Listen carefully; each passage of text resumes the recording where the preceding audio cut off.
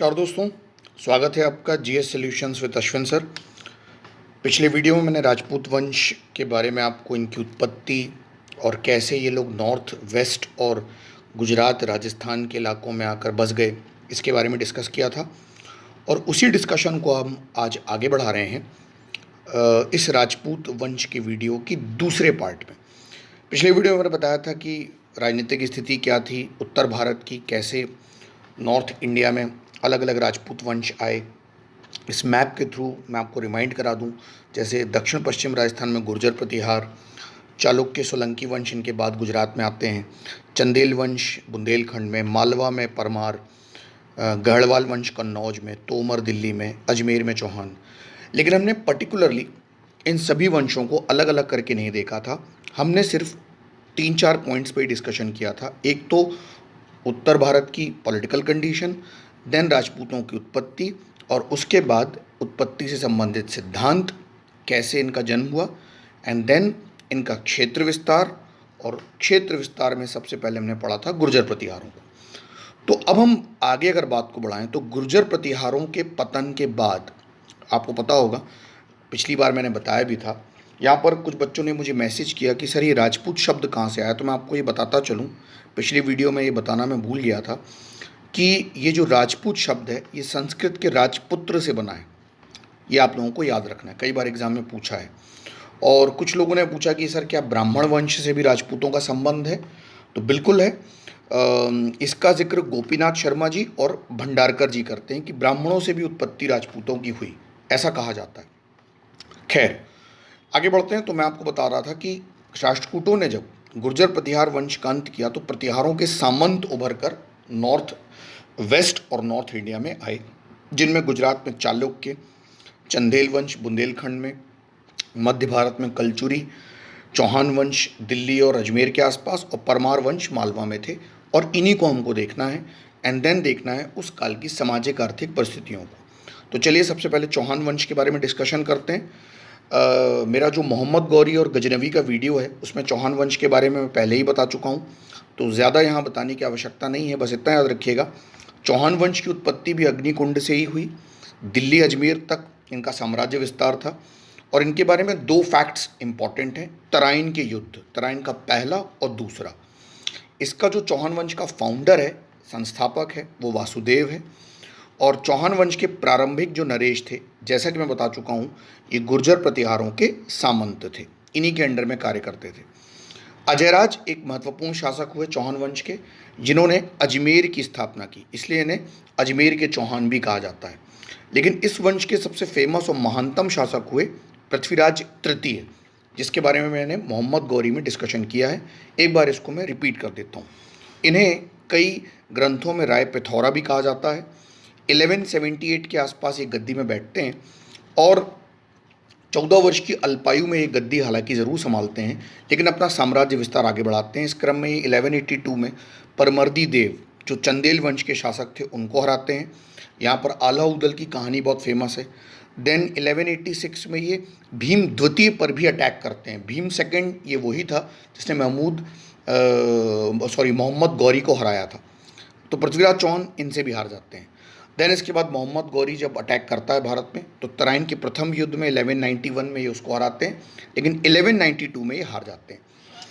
याद रखिएगा, पृथ्वीराज चौहान के बारे में जानकारी पृथ्वीराज रासो से मिलती है, जिसको चंद्र बरदाई ने लिखा। और एक ग्रंथ और है पृथ्वीराज विजय, अक्सर इसका जिक्र लोग नहीं करते हैं, इसको जैनक ने लिखा था। इसके बारे में भी इनके बारे में जानकारी मिलती है। और जहाँ हम चौहान वंश का जिक्र कर रहे हैं, तो चलिए गहड़वाल वंश की भी बात कर लेते हैं, जिनसे इनका हमेशा से बैर था। गहड़वाल वंश का टाइम पीरियड काफ़ी कम है, 1080 से 1194 तक। और इनका जो मुख्य एरिया था एक्सपेंडेशन का, इनका जो साम्राज्य था वो था कन्नौज से लेकर बनारस तक। इनका संस्थापक चंद्रदेव था। और इसमें ज़्यादा इंपॉर्टेंट फैक्ट तो नहीं है, लेकिन जयचंद इस वंश का सबसे अंतिम और फेमस शासक हुआ।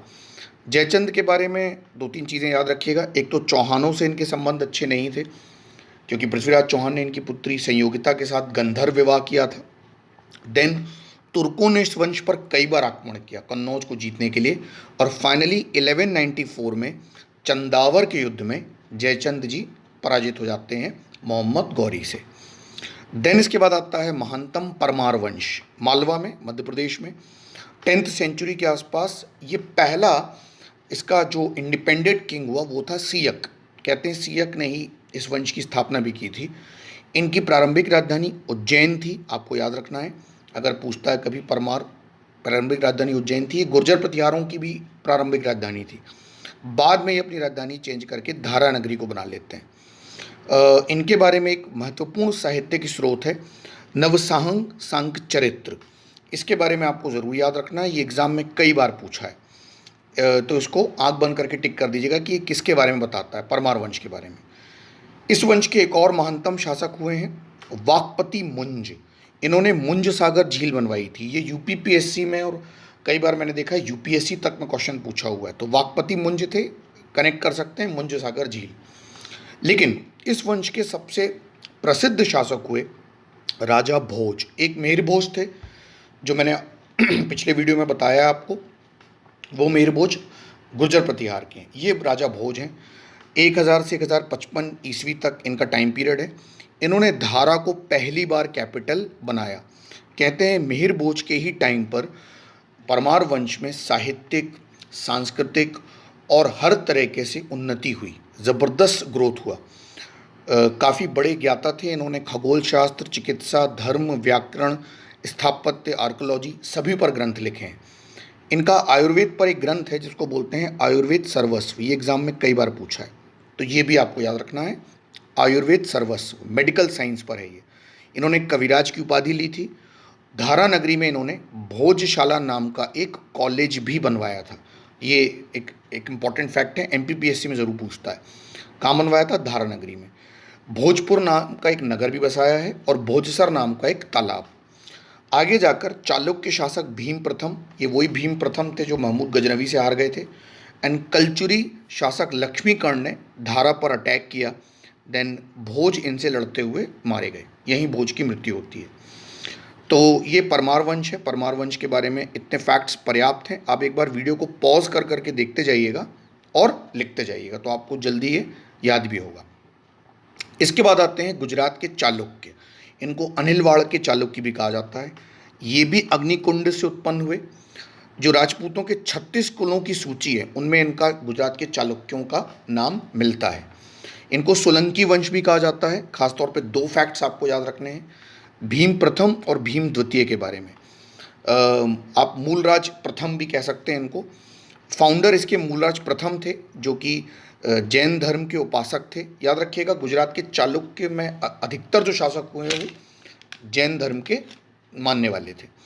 भीम प्रथम के समय महमूद गजनवी का अटैक होता है और इसी समय ये सोमनाथ के मंदिर को लूट भी लेता है। दिलवारा का जैन मंदिर, ये अक्सर कई बार एग्जाम में पूछा है, भीम प्रथम के ही समय बनाया गया है। दिलवारा का जैन मंदिर ये माउंट आबू के पर्वत पर बनाया गया है। देन एक और शासक हुए जयसिंह सिद्धराज। यहाँ पर ये जयसिंह सिद्धराज भी काफ़ी फेमस हुए। इनके दरबार में हेमचंद्र नाम के एक जैन आचार्य रहा करते थे। काफ़ी फेमस आचार्य रहे हैं हेमचंद्र संत। देन भीम द्वितीय के टाइम पे 3 फैक्ट्स याद रखिएगा। पृथ्वीराज को इन्होंने हराया था, मोहम्मद गौरी को भी इन्होंने हराया था। इन्होंने कालांतर में ऐबक को भी हराया था 1195 एडी में।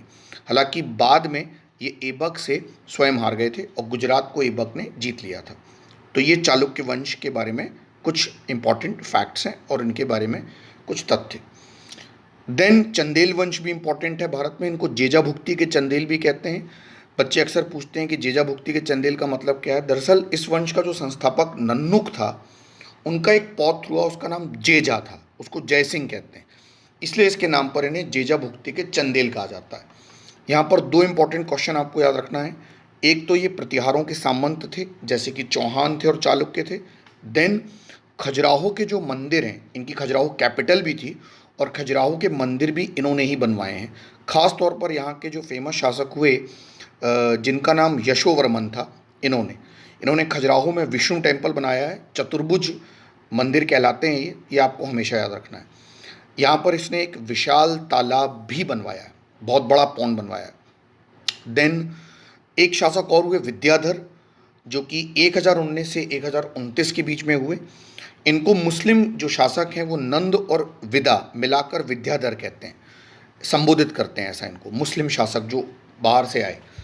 इन्होंने तुर्कों के आक्रमण को विफल कर दिया था, याद रखिएगा, विद्याधर ने। जब महमूद गजनवी भारत पर 17 बार अटैक कर रहा था, उसमें से एक अटैक यहाँ पर भी हुआ था, तो इन्होंने इस आक्रमण को विफल कर दिया था।